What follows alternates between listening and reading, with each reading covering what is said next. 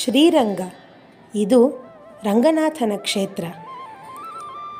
13 ಮಾಧ್ವಯತಿಗಳು ಇಲ್ಲಿ ಬೃಂದಾವನಸ್ಥರಾಗಿದ್ದಾರೆ.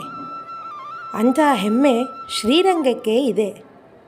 ಇಂಥ ಶ್ರೀರಂಗ ಕ್ಷೇತ್ರದಲ್ಲಿ ವೇದ ಮತ್ತು ವೇದಾಂತವನ್ನು ಮನೆ ಮನೆಗಳಿಗೆ ಸೇರಿಸುವಂತೆ ಮಾಡಿದವರು ನಮ್ಮ ಶ್ರೀಮುಷ್ಣಂ ಶ್ರೀ ನಾಗರಾಜಾಚಾರ್ಯರವರು.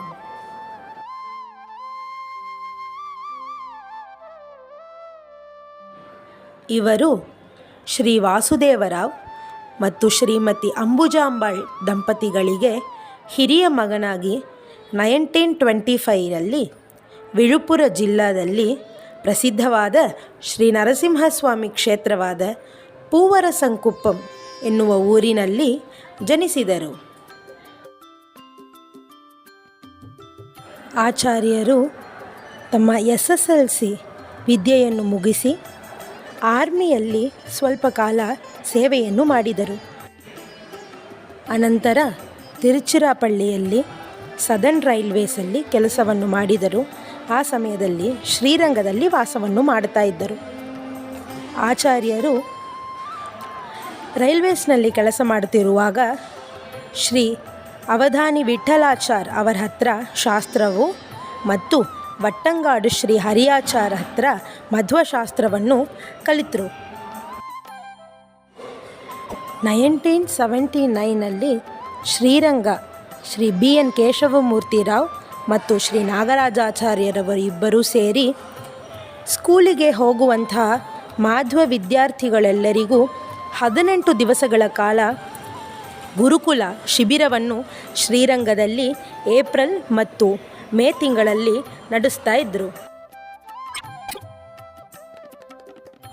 40 ವರ್ಷಗಳಿಗೂ ಮೇಲೆ ನಡೆದು ಬರುವಂತಹ ಈ ವೇದವಿದ್ಯಾ ಗುರುಕುಲದಲ್ಲಿ ವಿದ್ಯಾರ್ಥಿಗಳಿಗೆ ಸಂಧ್ಯಾವಂದನ, ದೇವರ ಪೂಜೆ, ಸತ್ಯನಾರಾಯಣ ಪೂಜೆ, ನವಗ್ರಹ ಮಂತ್ರಗಳು, ಸೂಕ್ತಗಳು, ಪುಣ್ಯಾಹ ವಾಚನ ಮಾಡುವ ಪದ್ಧತಿ, ಹೋಮ ಮಂತ್ರಗಳು, ಪ್ರಾಕ್ಟಿಕಲ್ಸ್ ಮತ್ತು ಬೇರೆ ಬೇರೆ ವೇದ ಮಂತ್ರಗಳು, ಸ್ತೋತ್ರಗಳು ಎಲ್ಲವನ್ನೂ ಹೇಳಿಕೊಡುತ್ತಾ ಇದ್ದಾರೆ.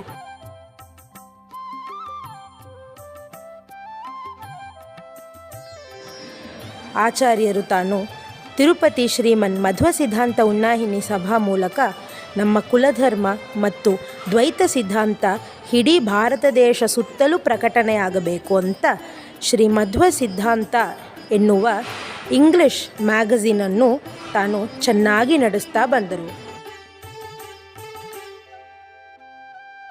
ಪ್ರತಿಯೊಬ್ಬ ಪುರುಷರು ಗಾಯತ್ರಿ ಮಂತ್ರವನ್ನು ಉಪಾಸನೆ ಮಾಡಬೇಕು, ಅದನ್ನು ಮಾಡಿಸಬೇಕು ಎಂಬುವುದು ನಮ್ಮ ಆಚಾರ್ಯರ ಪ್ರಥಮ ಸಂಕಲ್ಪವಾಗಿ ಇತ್ತು.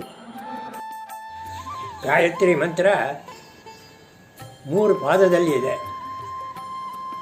ಮೊದಲ ಪಾದ ತತ್ ಸವಿತುಃ ವರೆಣ್ಯಂ. ಇದನ್ನು ನಾವು ಸ್ಪೀಡ್ ಹೇಳಂತೇಳೆ ತತ್ ಸವಿತುರ್ ವರೆಣ್ಯಂ ಅಂತ ಅಂತೇವೆ. ಇದು ಮೊದಲ ಪಾದ. ಭರ್ಗೋ ದೇವಸ್ಯ ಧೀಮಹಿ. ಇದು 2ನೇ ಪಾದ. ಭರ್ಗೋ ದೇವಸ್ಯ ಧೀಮಹಿ. ಇದು 2ನೇ ಪಾದ. 3ನೇ ಪಾದ ಧಿಯೋ ಯೋ ನಃ ಪ್ರಚೋದಯಾತ್. ಧಿಯೋ ಯೋ ನ ಪ್ರಚೋದಯಾತ್. ಬಹಳ ಮುಖ್ಯವಾದದ್ದು, ನಮ್ಮ ಶ್ರೀ ಆಚಾರ್ಯರು ಶ್ರೀಸುಧಾ ಎಂಬುವ ಮಂತ್ಲಿ ಮ್ಯಾಗಝೀನನ್ನು ತುಂಬ ವಿಶೇಷವಾಗಿ ದೊಡ್ಡ ರೀತಿಯಲ್ಲಿ ನಡೆಸ್ತಾ ಬಂದರು. ಅದರಲ್ಲಿ ಗಾಯತ್ರಿ ಮಹಿಮೆ, ಅಪೂರ್ವವಾದ ವಿಷಯಗಳು, ಪ್ರತಿ ತಿಂಗಳು ಮಾಡಬೇಕಾದಂತಹ ಪೂಜೆ ಮತ್ತು ವ್ರತ ಪದ್ಧತಿಗಳನ್ನು ಆ ಮ್ಯಾಗಝೀನ್ನಲ್ಲಿ ಕೊಟ್ಟು ತಮಿಳುನಾಡಿನಲ್ಲಿರುವ ಒಂದೊಂದು ಮಾಧ್ವರ ಮನೆಯಲ್ಲೂ ಈ ಶ್ರೀಸುಧಾ ಹೋಗಿ ಸೇರುವಂತೆ ಮಾಡಿದರು. ಅದೇ ಥರ ಯುಗಾದಿ ಟು ಯುಗಾದಿ ಎಂಬುವ ಒಂದು ಪುಸ್ತಕವನ್ನು ಪ್ರಕಟಣೆ ಮಾಡಿದರು. ಅದರಲ್ಲಿ ಯುಗಾದಿಯಲ್ಲಿ ಶುರುವಾಗಿ ಆ ಇಡೀ ವರ್ಷದಲ್ಲಿ ಇರತಂತಹ ಪೂಜೆಗಳು, ವ್ರತ, ನಿಯಮಗಳು ಎಲ್ಲವನ್ನು ಅದರಲ್ಲಿ ಕೊಟ್ಟು ದೊಡ್ಡ ಸೇವೆಯನ್ನು ಈ ಸಮಾಜಕ್ಕೆ ನೀಡಿದ್ದಾರೆ. ಈ ರೀತಿ ಮಧ್ವ ಸಿದ್ಧಾಂತದ ವರ್ಧನೆಗೆ ತನ್ನ ಇಡೀ ಜೀವನ ಸೇವೆಗಳನ್ನು ಮಾಡಿದಂತಹ ಪೂಜ್ಯ ಆಚಾರ್ಯರು 2021 ಜೂನ್ ತಿಂಗಳು 21ನೇ ತೇದಿ ಏಕಾದಶಿ ದಿವಸ ಹರಿಪಾದವನ್ನು ಸೇರಿದರು. ಏಕಾದಶಿಯಲ್ಲಿ ಮರಣ, ದ್ವಾದಶಿಯಲ್ಲಿ ದಹನ ಎಂಬುವ ದೊಡ್ಡವರ ಮಾತಿನ ಥರ ಆಚಾರ್ಯರು ಹರಿಪಾದವನ್ನು ಸೇರಿ ಇಂದಿನ ದಿನ ನಮ್ಮೆಲ್ಲರಿಗೂ ಅನುಗ್ರಹವನ್ನು ತಾನು ಮಾಡುತ್ತಾ ಇದ್ದಾರೆ, ನಮ್ಮ ಜೊತೆಗೇ ಇದ್ದಾರೆ.